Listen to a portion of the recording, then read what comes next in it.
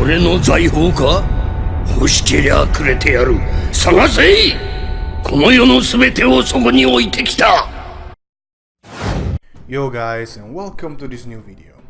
So this chapter is completely focused on developing the situation in the Flower Capital, involving new important revelations and opening the possibilities of great fights. But before seeing all of that in detail, I publish new videos every week, so make sure to subscribe and hit the notification bell to always know when I upload something new.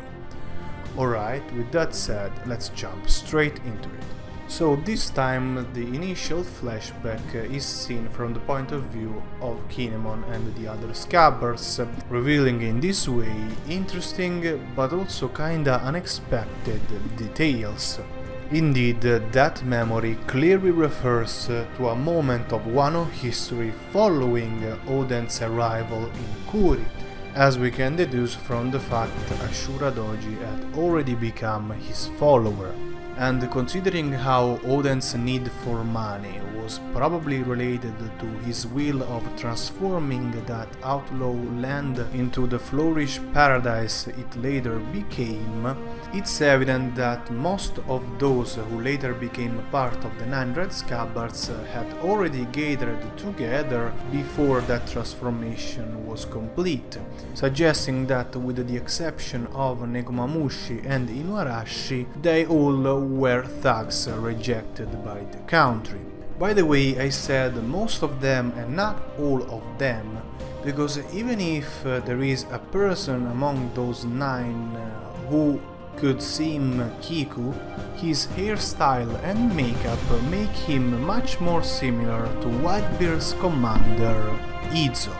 And Izo being originally one of Oden's followers suits very well with the fact Kiku considers Kinnaman a master, suggesting she was originally his disciple, and maybe later when Izo left the Scabbards she took his place. After all, Oda already confirmed Izo was born in Wano, and we also know that before becoming Roger's crewmate, Oden sailed for a while on Newgate's ship, which could be the occasion where Izo met Whitebeard. But if these speculations are true, this revelation could probably hint the involvement of Izo himself in the next events of this Wano arc, maybe associated to Nekomamushi's final arrival. Indeed, for how close we are to the Fire Festival, it's very likely the King of the Night will finally arrive to the land of Samurai in one of the next chapters,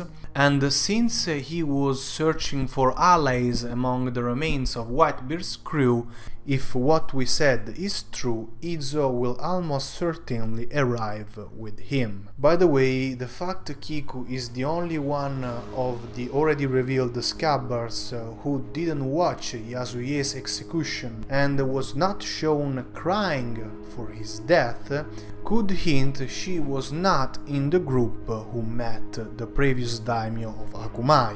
For what concerns the other Scabbards, Denjiro is depicted again with the long ponytail, meaning at this point that we will be able to recognize him through this specific feature.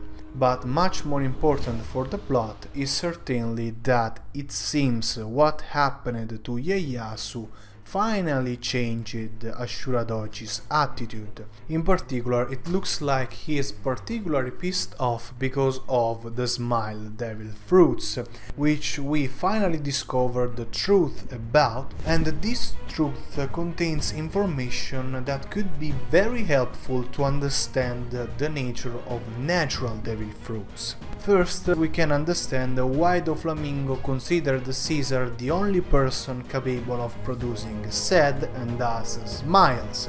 Indeed, in the world there are geniuses much better than Caesar in managing the lineage factor. Vegapunk, who created a nearly perfect devil fruit, and Judgy, who gave to his sons and daughter devil fruit-like abilities. But there is one thing that makes Caesar unique in the whole world: his Gas Gas no Mi, suggesting that the toxic properties of this fruit were involved in the production of smiles. which explains why, together with the lineage factor component, the one capable of giving to gifters their ability, Caesar's artificial fruits also contain apparently a toxic component, forcing people to smile. And by the way, the fact that Doflamingo, also known as Joker, was responsible for the diffusion of this creation of Caesar Clown, which contains a toxin making people smile, completes the reference to the DC Comics. While the new features revealed about those artificial devil fruits open new possibilities of speculation for what concerns natural devil fruits. Indeed, now smiles look a much worse and more incomplete fruit than not only natural ones, but even Vegapunks, and this allows to understand better the wide gap between the two scientists, suggesting that if, as hinted by Orochi's conversation with the CP0, the number one genius in the world will be indeed involved in the Wano arc, one of his roles could be healing the inhabitants of Ebisu Town from their condition. But even if Caesar's fruits are nothing like natural ones, and even if their ability is nothing like natural zone, surprisingly, they still cause in both those who acquire the ability and those who don't the inability to swim, just like normal devil fruits. And since this is practically the only thing they have in common, apart from targeting the lineage factor of the Eater to give an ability, strongly suggests that the great mysterious side effect of devil fruits depends on the way the lineage factor needs to be modified to give a person an ability, independently from the complexity of the ability itself. In the same way, another incredibly interesting detail is how one of those people who ate a leftover smile found it delicious. Now, if there is one thing we know about devil fruits, apart from the inability to swim, is that they taste awful, even when they were already bitten once, meaning that if smiles have a good flavor, the bad taste is associated with one of the features of natural devil fruits that Caesar's artificial ones lack of. And so it's probably associated to the complexity of the ability given and to the way it is transferred to new fruits after the user's death. The last, less important but kinda illuminating thing about Shinobu's explanation is that in one of the illustrations we see among the gifters also Pandaman. And considering his appearance and how many gifters seem to be named in a similar way, we saw Ratman, Batman, Gazelman, it won't be a surprise if in one of the next chapters Pandaman is finally introduced officially in the One Piece plot as a person maybe born in Wano who once ate a smile. But in any case, what's important now for the plot is how smiles are influencing the reaction of Ebisu Town people to Tonoyasu's death. And I find very significant the contrast of perspectives between Orochi and Komurasaki. Indeed, if the shogun unreasonably looks at the smiles he himself forced on those faces as a proof of the fact Wano is indeed the heaven he wants it to be under his rulership, Hiyori points out that a place where people not only are put in despair but are not even allowed to show it on their face can only be hell. And this situation again shows how Orochi's characterization seems kinda disappointing. And this is because for now it is not as complex as one would expect from One Piece. He is just a selfish, unworthy, very bad ruler who pleases his own greed by trying to affirm over and over again that the country is his own.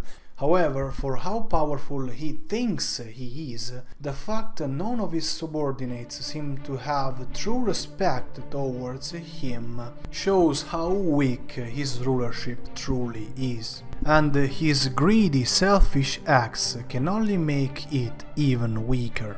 But I have to recognize he was able to angry Zoro and Sanji at the same time, gather them and give us the possibility of a side-by-side that we haven't seen since the Devi Back fight. Now, I do expect the usual stuff, with Zoro pointing out Mr. Curly Eyebrow's stupid involvement with Big Mom, and Sanji boasting his bounty being higher than Mr. Marimo's.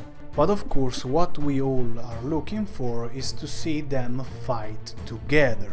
And even if I'm sure they are strong enough to beat Orochi himself, since the shogun doesn't seem much of an opponent for what he's shown till now, we have to consider Zoro only has 2 swords, and that Hawkins and Drake will certainly join the party as well.